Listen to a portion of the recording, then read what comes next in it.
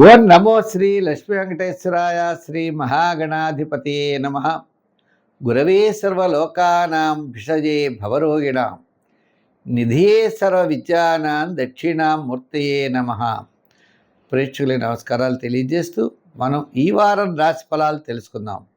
June 21 నుండి June 27 వరకు గ్రహాల యొక్క పరిస్థితి మనం చూసినట్లయితే కుంభరాశిలో రాహు, మీనరాశిలో శని, మరి మిథున రాశిలో కుజుడు, రవి బుధులు మిథున రాశిలోను వృషభంలో కుజుడు, గురు శుక్రులు కర్కాటక రాశిలో, సింహరాశిలో కేతువు, మరి చంద్రుడు చూస్తే సింహ, కన్య, తులా రాశుల్లో చంద్ర సంచారం.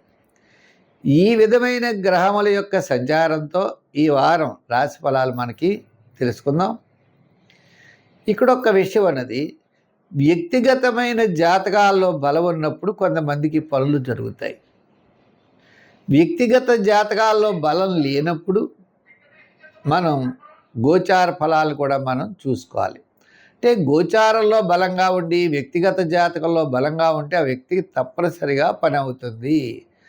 ఒక్కొక్కళ్ళు అంటారు, మా రాశి చాలా సూపర్ అని చెప్పారు కానీ జరగట్లేదు అనేవాళ్ళు కొంతమంది.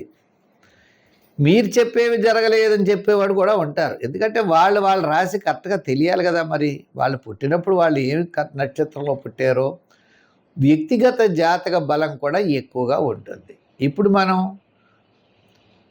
అందరూ కూడా వార ఫలాలు చెప్పేది గోచార ఫలములను బట్టే చెప్తారు. అంటే ఆకాశంలో ఉన్న, వర్తమానంలో ఉన్న గ్రహముల యొక్క చారాన్ని బట్టి, వాటి యొక్క నడకను బట్టి అవి ఏ ఏ రాశుల మీద ఎలా ప్రభావం చూపిస్తుందో ఆ విషయం చెప్తారు. ఒక్కొక్కరికి తన జాతకంలో గొప్ప యోగాలు ఉంటాయి, అవి జరుగుతాయి. ఒక్కొక్కరికి అసలు యోగం ఉండదు. మనం ఏం చేయగలం? అంచేత ఇటువంటి సమయంలో భగవంతుడి యొక్క ఆరాధన ద్వారా విజయం సాధించవచ్చు అనే విషయం తెలుసుకోవాలి. మనలో పాజిటివ్ వైబ్రేషన్స్ పెంచుకుంటూ మనిషి చాలా కష్టపడితే తప్పకుండా విజయం సాధిస్తాడు. పని ఎలా అవుతుందో అలా ప్రయత్నం చేయాలి. పని నువ్వు అవ్వట్లేదంటే నువ్వు ప్రయత్నంలో అవ్వచ్చు కదా. అంచేత ఇటువంటి విషయాలన్నీ పరిధిలో పెట్టుకుని మనం ఈ గోచార ఫలాలు అనేవి ప్రతి ఒక్క వ్యక్తి చూడాలి. ముందుగా మనం మేషరాశి గురించి చెప్దాం. మీనరాశి, ఈ మీనరాశి వారికి అనుకూలమైనటువంటి ఫలితాలు ఉన్నాయి. గురుడు, పంచమ గురుడు, పంచమంలో శుక్రుడు, విందులు వినోదాల్లో పాల్గొంటారు, క్యాలిక్యులేషన్స్ కరెక్ట్గా ఉంటాయి, మంచి ఆలోచనలతో ముందుకు పెడతారు, విజయం సాధిస్తారు. ఈ వారం చంద్రుడి యొక్క బలం కూడా అనుకూలంగా ఉంది. చంద్రుడు షష్ఠ, సప్తమ స్థాన, అష్టమ స్థానాల్లో సంచారం. వార ప్రారంభం కార్యజయం, ధనలాభం, వారం మధ్యలో బంధుమిత్రుల యొక్క సమాగమం, వారాంతం శ్రమ, అకాల భోజనము, చికాకులు ఉంటాయి. ఏదైనప్పటికీ మీనరాశి వారికి పట్టిందల్లా బంగారం అన్నట్లుగా గత 4 వారాల కంటే ఈ వారం చాలా అనుకూలంగా ఉన్నది.